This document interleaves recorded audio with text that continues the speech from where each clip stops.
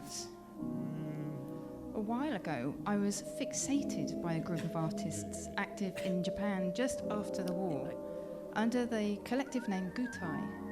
I think in a lot of ways they connected with stuff I was thinking about and making. At the time anyway, like probably in 2010, dealing with old materials in new ways, something to do with the body, etc. This group was originally based in the city of Ashiya, just a short distance from my wife's hometown of Kobe. So then, in 2012, I went to Ashiya's art museum with my in-laws to dig around in their archive, unearthing a heap of photos, programs, films, journals, and documents straight from the source. But as happens, we came home, I got older, my interest in Gutai faded a bit. Apparently, they were featured in Life magazine in April 1956, accompanied by their official manifesto. Here's a bit of it. The fact that the ruins receive us warmly and kindly after all, and that they attract us with their cracks and flaking surfaces, could this not really be a sign of the material taking revenge, having recaptured its original life? It is. Flash forward then, and in June this year, this memory was reignited whilst delving into the Modern Art Oxford archive, discovering that the 1985 and 6 show Reconstructions, Avant Garde in Japan, 1945 to 1965, featured a number of works by Gutai artists. One individual involved with the group, Saburao Murakami, was born in Kobe. His most famous work involved breaking through a sheet of paper, and you can see on screen a jumbled bunch of performances of this from the 1970s to more or less present day. They're not in chronological order. It's a piece which keeps getting reanimated as it can be realized in a whole panoply of ways. Apparently, this performance was inspired by Murakami's 3-year-old son breaking through a Japanese paper screen. It's hard for me to imagine doing that as a 3-year-old, but in 1986, when I was 3, my future uncle-in-law moved from Kobe to Oxford to study for several years at Pembroke College, just across the road, literally 1 minute's walk from where we are now. Perhaps he came to the Reconstruction show. He can't remember. It was a long time ago, I guess. 31 years older, and thinking about the performance that happens tonight, however, I was drawn to a different work of Murakami's that appeared in Reconstructions, a fairly simple wooden box that prompted gallery goers to press their ears to the top of the simple wooden box, to the top surface and listen. Inside the box was an alarm which sounded at infrequent and random intervals. It was notable for being the only work not to be shipped to Oxford, but reconstructed, according to the artist's specifications. But of course, following the show, it was then destroyed, the end, etc. Or not. This shouldn't be seen as a destructive act, rather just a crocodilian shedding of skin, part of the work's life cycle. Since its birth, that box has appeared in numerous shows, in numerous countries, in numerous variations. With or without alarms, painted, varying in sizes, with different instructions, outside, inside, the list goes on and on and on and on, etc. Then is a reconstruction, a sort of fantastical extrapolation of the work by Murakami and of the artist's correspondence with the gallery, the history of a work made, remade, unmade, destroyed over the decades. A production history that feels more like a genealogy, an object that's tenuously and inexplicably tied up with my own biography. This isn't a piece of Gutai art. It's more like making something new from the remnants of an old manifesto, or a memory of something I've never experienced, a reincarnation, I guess. Or maybe I'm just kicking around the discarded planks of a workmanlike old crate, etc., etc., etc. Yours sincerely, Neil Luck, 1st of September 2016.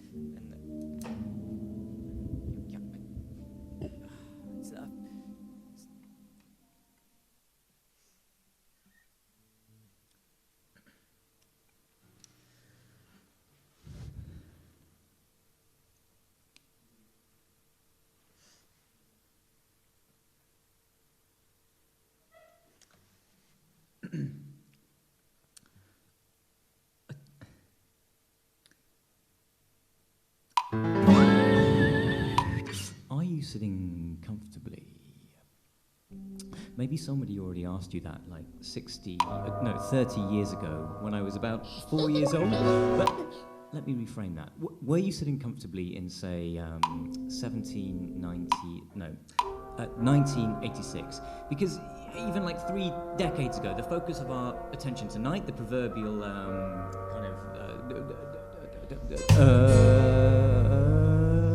object was very much... Hey! Yeah. Very much from the distant past, or seemed like it might be from the distant past, I suppose.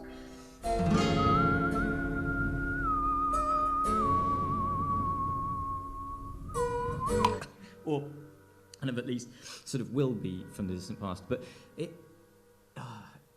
but basically, imagine you designed the sort of proto-object. Sorry, by that I mean like the object, like the original, authentic object that went on to form kind of the basis for everything that came after it, kind of a fantasy. Reality check. Yeah, okay. So, reality check, it did actually happen, but in 1956.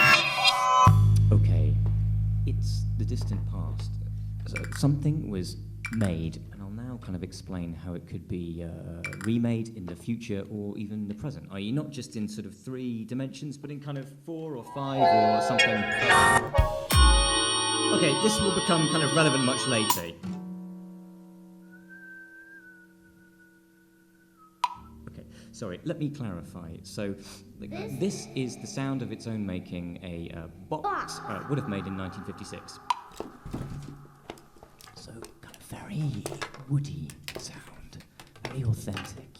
You can hear the grain there, like it's raw, untamed, untapped manufacture. You know, it's okay. Just remember this pattern, because it's an idée fixe across this whole span we're talking about. A kind of allegory for your own bodily clock ticking in a grim dirge over the Chamaranda. It's kind of it's a little bit confusing. I mean, let's start again. Yeah. Okay.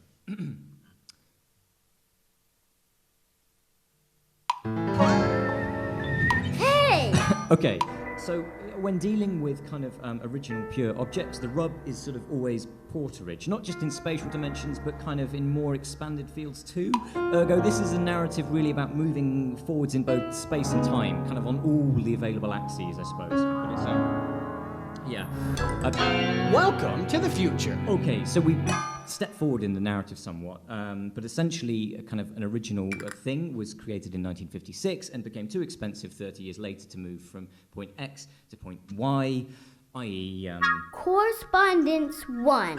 18th of March, 1985. Dear Mr. X, Following your telephone conversation of 4th of March with Mrs. Z, I am very pleased that you are able to agree to the reconstruction of Work 1956. We will be in touch with you to finalise details in May or June this year. Yours sincerely.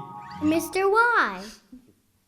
Okay, so now in the present day, imagine it's the 1980s, of course, this is what the sound of its own making, a box, really would make.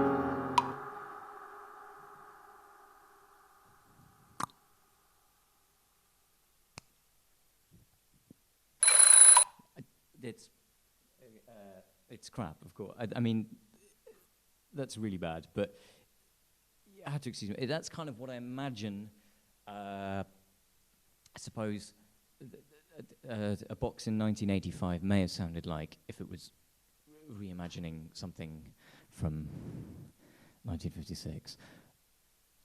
I think it's all, yeah.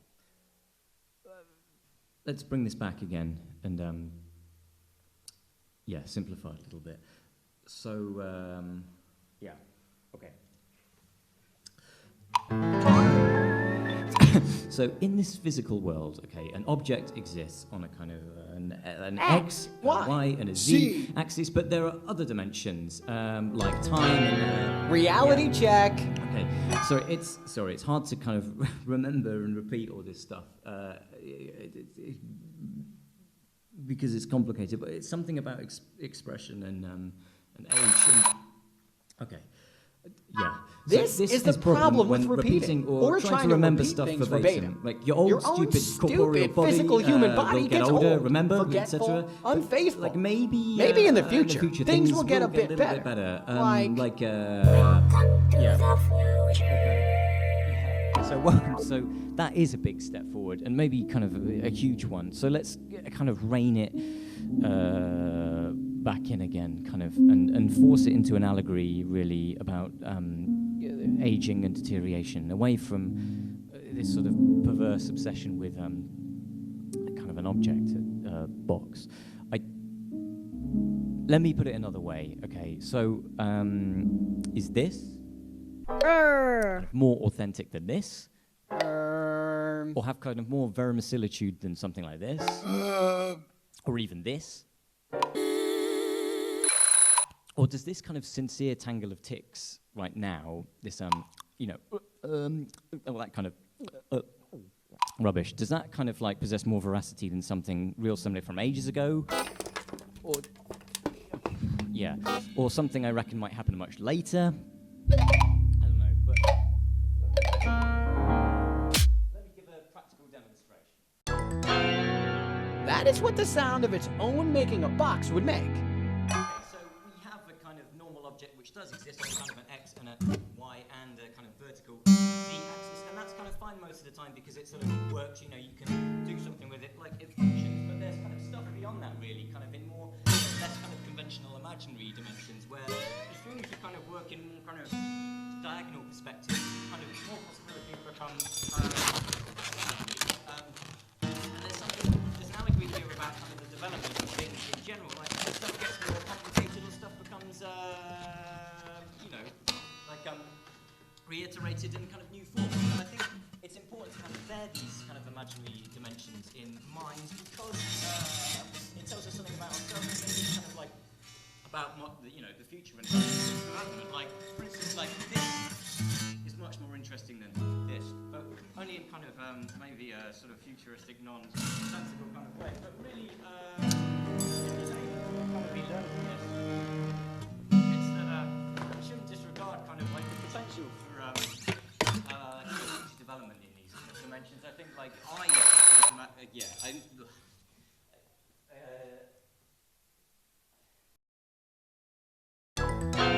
Reality check. Reality check. Maybe it's better to stick to the facts for a while. Anyway, okay, start. So, anyway, an object is or was reconstructed, and I'll come clean, right? It was an art object, i.e. something that's subjectively, useless. So, I mean, this could have described anything, really. It could have, it could describe something like a guitar. That is what the sound of it... all this kind of, X, Y, Z, I dimension, these kind of dimensions, all that, that's fine, but it's kind of too easy, really. So we've learned that objects tend to progress basically from like an abstract state, through to something kind of much more concrete, and then kind of on into the future. But currently we're very much in the concrete era, which is fine, because that's kind of what we like as humans, isn't it? Something like this, basically. That's nice, isn't it? Yes. Yes, of course. Okay, so thank you. Right. So this is an abstract voice, Mr. Y. right at the start of its lifespan, and here's a kind of more concrete voice, which is bang up to date, Mr. Y. i.e. Dear Mr. Y. I received your letter last month.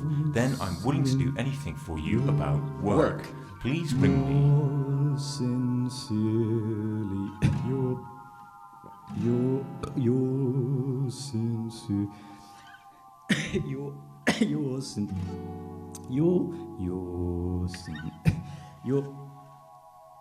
your sincerely. Mrs. Z. Okay, so you might have thought, or think that this is the end, the beginning, or the middle, or the grand finale. Okay, right. I just. Welcome to the future.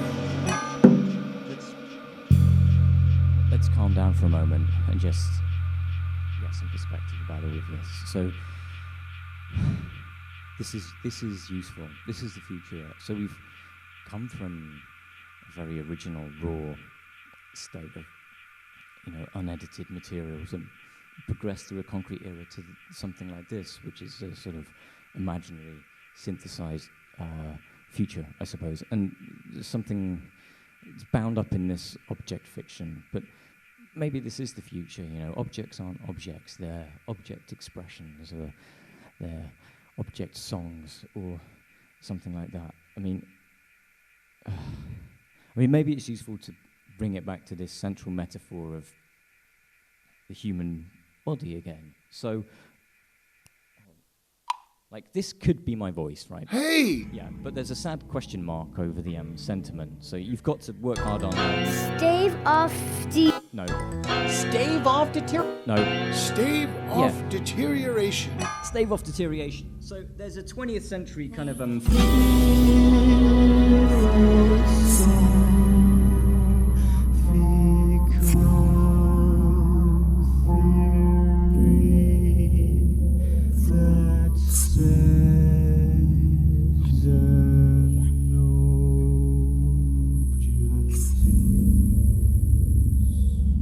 So it's a 20th century philosophical theory that says an object is the core object, kind of ultimately progresses, like we've seen, from the abstract to the concrete. That's kind of set in stone, right? It's rubbish, actually, because, spoiler alert, there is actually a phase beyond that, i.e. Dear Mrs. X, We have retained the reconstruction that you kindly allowed us to make of work. However, we are now considering dismantling this piece and wonder whether you would like us to destroy it or keep it for future use. Please let us know what you would like to do. With best wishes. You're all sins. You're sincerely yours. Mr. I. Okay, spoiler alert, it did actually get destroyed. And you can read that as an allegory for your own inevitable decline. Equals an unhappy ending. This is what the sound of its own. Look, that's not actually the end. The reality is there is a future. Progression from the abstract through to the concrete onto the imaginary. But let me reiterate that, because the future can exist in what we know as the imaginary dimension. So this is your reality. This is the future we've laid out for ourselves. This is the final expression. This is what the sound of its own making a box would make. So kind of uncanny, it has a root in that raw, authentic, woody sound, but it's synthesized into something new, something exciting and much richer and complex. It says something about where we're headed. It's almost lyrical. It's almost a song. It's beautiful.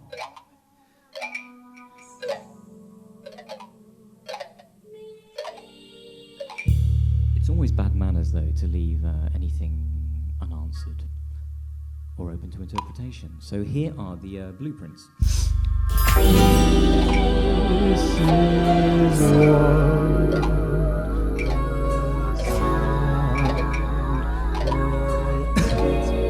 Protoform, 1956, simple style, classic, Murakami, important, weighty, medium box and clock, open to interpolation in two main pieces, authentic, material, value.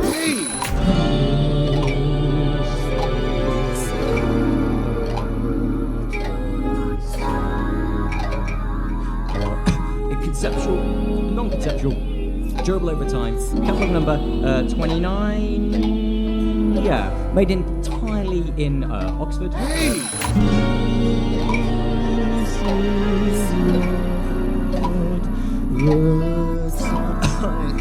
50.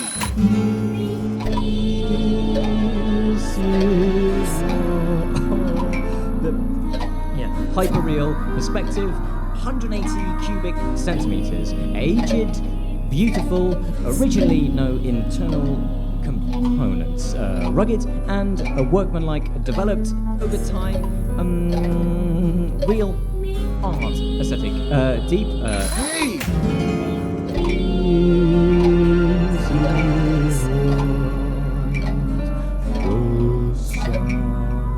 Hey!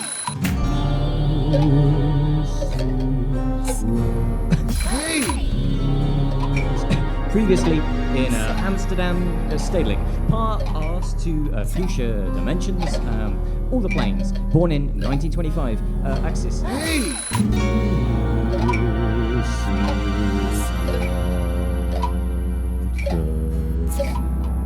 Cedar construction, anti-material in memory, popular, easy to grasp, radical carpentry, important to Hey!